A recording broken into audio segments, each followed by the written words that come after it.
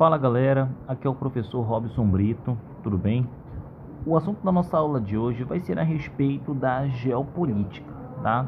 É importante que a gente entenda as dinâmicas da geopolítica e entenda os interesses das potências e dos estados-nações, né, ao longo do tempo, né, e dentro da nossa esfera política da nossa atual conjuntura, tá legal? Então hoje a gente vai mostrar, né, como a geopolítica ela vem, né, e como ela é muito importante nas suas discussões atuais, né, no que diz respeito principalmente ao nosso cotidiano. Então vamos lá. Para início de conversa, né, para uma fase introdutória, é importante a gente compreender que a geopolítica ela está diretamente atrelada às fases do capitalismo e ela também vai estar atrelada diretamente nas conflitualidades, tá? Vamos lá. Então aqui eu apresento para vocês as fases do capitalismo, que são aqui a fase do capitalismo comercial, capitalismo industrial e o capitalismo financeiro. É importante entender que no capitalismo comercial, né, nos remete principalmente ali à expansão marítima e comercial. Quando a gente fala de expansão marítima e comercial, a gente lembra principalmente, né, das rotas marítimas. Lembramos também das relações entre metrópoles e colônias de exploração. Quando eu pego e mostro metrópole e colônia de exploração, eu estou falando de uma divisão, né? Ou seja, de uma regionalização do espaço mundial, onde eu tenho potências e eu tenho o que? Colônias. Então, essa já é uma forma do que? De entender a geopolítica. A geopolítica já estava presente na expansão marítima e comercial, né? A partir do momento que eu tenho metrópoles que vão tentar se expandir e eu tenho colônias de exploração nesse contexto. Posteriormente também, né, ao longo do tempo, houve uma certa evolução dessas discussões e houve também principalmente a evolução das técnicas de produção, que incumbiram principalmente no que entendemos como revoluções industriais. E essas revoluções industriais, o que? Melhoraram o processo produtivo, melhoraram a questão logística também, né? E o que vai acontecer? As grandes potências vão atrás de o quê? De novas fontes, né? Fontes de energia, fontes principalmente de recursos naturais que possibilitem um aumento da sua produção e comecem a gerar lucros e acumulação de riquezas para essas potências, né? Então a geopolítica também está presente nessa contextualização, tá? Não é à toa que nas revoluções industriais, me perdoem, né? Essa procura, principalmente por recursos naturais, aí vai acabar incumbindo o que nós vamos entender como imperialismo. Só que isso vai trabalhar mais lá na frente. E o capitalismo financeiro está atrelado ao capital especulativo, que está diretamente atrelado com as questões das bolsas de valores, né? Que estão diretamente aí ligados a essa questão. E aqui eu coloquei a globalização, né? E o que é globalização? É uma atual fase do capitalismo, né? É uma atual fase do capitalismo que vai ter melhorias na questão da indústria, na sua produção, uma produção acelerada, né? Que vai visar também a questão logística de transporte, principalmente para facilitar o lucro das potências, e a informação, principalmente, que no caso seria a conexão, né? Conexão informacional, rapidez de transportes e tudo mais. Então, nessa parte introdutória, globalização, na nossa atual conjuntura, e geopolítica, elas andam de mãos dadas.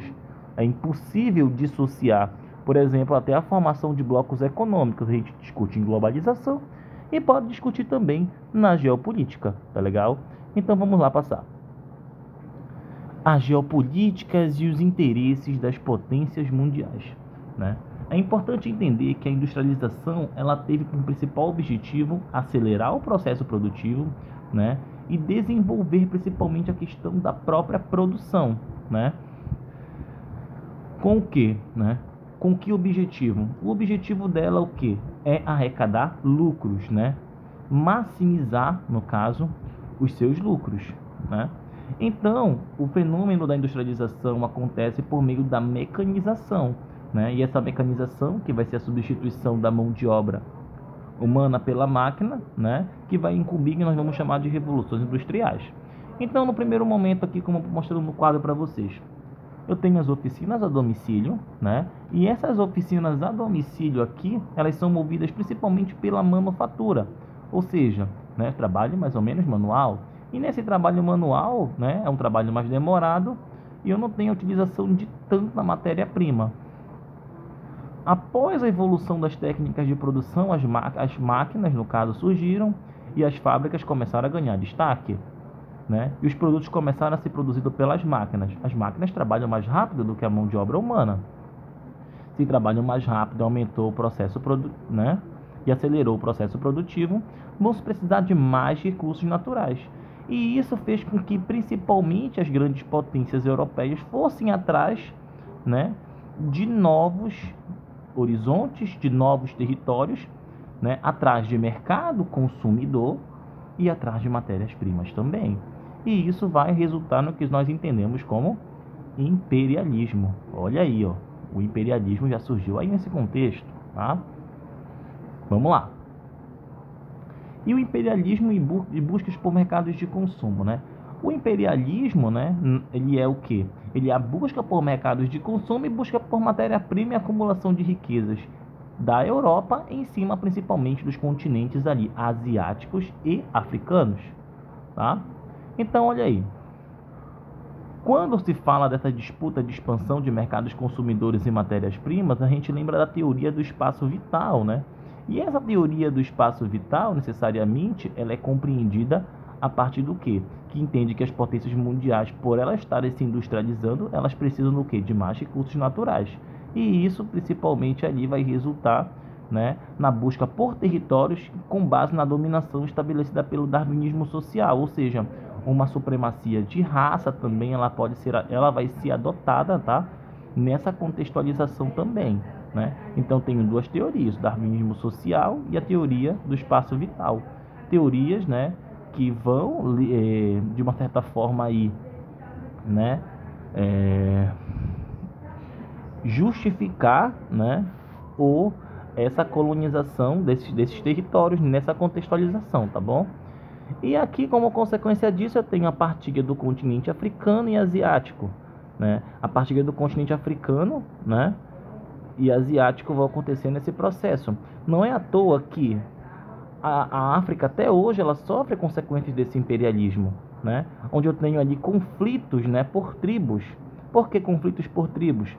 Porque até hoje a divisão política da África é, tá, com base nessa partilha do continente africano, onde as tribos rivais acabam disputando ali, né, o poder por países, gerando conflitos e guerras civis. Olha só como o imperialismo incube principalmente ali nessas guerras. Um exemplo que eu posso dar é o conflito da Ruanda, né, o confronto entre Tutsis e Hutus, né, nesse contexto também, tá? É só um exemplo que eu posso mencionar para vocês, tá? E as expansões, né, dessas potências mundiais, expansões aí territoriais dessas potências vão principalmente desencadear no que nós vamos chamar da Primeira Guerra Mundial, que ela vai acontecer lá no ano de 1914 até o ano de 1918, tá? E é importante a gente entender a geopolítica por base de esquemas também. Então, bora lá. Para concluir, né, essa primeira parte, é importante compreender o que, tá? Que, né, é interessante a gente ter em mente, né, essas questões aqui que eu vou mostrar para vocês, tá? Agente A e agente B, não é isso?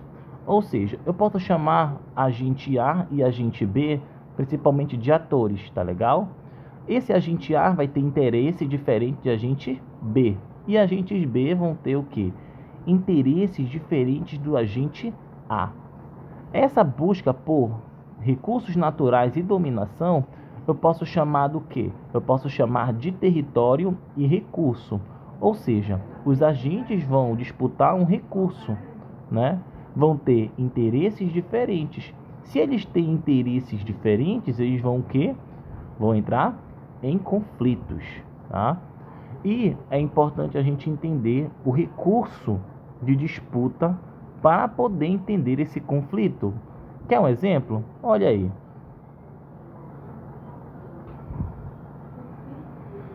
Né? Países aliados e os países do eixo. né? São atores aí, agentes da Segunda Guerra Mundial. Qual é o recurso que eles estão em disputa? Busca por recursos naturais e dominação, né? Os aliados queriam, né, a sua supremacia e, né, o eixo também queria a sua supremacia. Só que eles têm o quê? Interesses diferentes. Se eles têm interesses diferentes, eles vão o quê? Gerar conflito. E esse conflito eu vou chamar de Segunda Guerra Mundial, né? Que os vencedores acabaram sendo quem? Os aliados, né? E depois se sobressaem dois países, Estados Unidos e União Soviética, né? Quando eu falo de Estados Unidos e União Soviética, qual vai ser a disputa de recurso deles? A disputa de recurso deles também vai ser por recursos naturais de dominação, só que entra em consideração também a questão ideológica. De um lado, Estados Unidos, né, bloco capitalista, e a União Soviética, bloco socialista, é isso? Então, eu tenho agentes diferentes e interesses diferentes, né? Se eles são diferentes, eles vão o quê? Eles vão entrar em conflito. E esse conflito eu vou chamar de Guerra Fria, né? E na Guerra Fria a gente sabe que houve uma disputa econômica, não é isso? Entre Estados Unidos e União Soviética, Estados Unidos com o Plano Marshall, né? A União Soviética também ali, né? Com o próprio pacto, como a Comecon, né? Estados Unidos ali com uma disputa militar vem com a OTAN, a União Soviética vem como um Pacto de Varsóvia, tem uma disputa econômica, tem uma disputa espacial, tem uma disputa tecnológica, uma disputa armamentista e principalmente uma disputa ideológica. Então, tudo isso porque eles são agentes diferentes que eles vão atrás do quê? De áreas de influência, que é o recurso de dominação, tá? Depois a gente pode também, tá, compreender o conflito, tá, árabe-israelense, né? Israel principalmente ali, né? E os palestinos, né? O que vai envolver? Qual é o recurso que vai estar em disputa entre os palestinos e israelenses, né? As questões culturais, né? Os israelitas principalmente, né? Os israelenses principalmente ali nesse contexto, eles vão ter o quê? Eles têm como base principalmente o judaísmo, enquanto os palestinos, a sua predominância é árabe.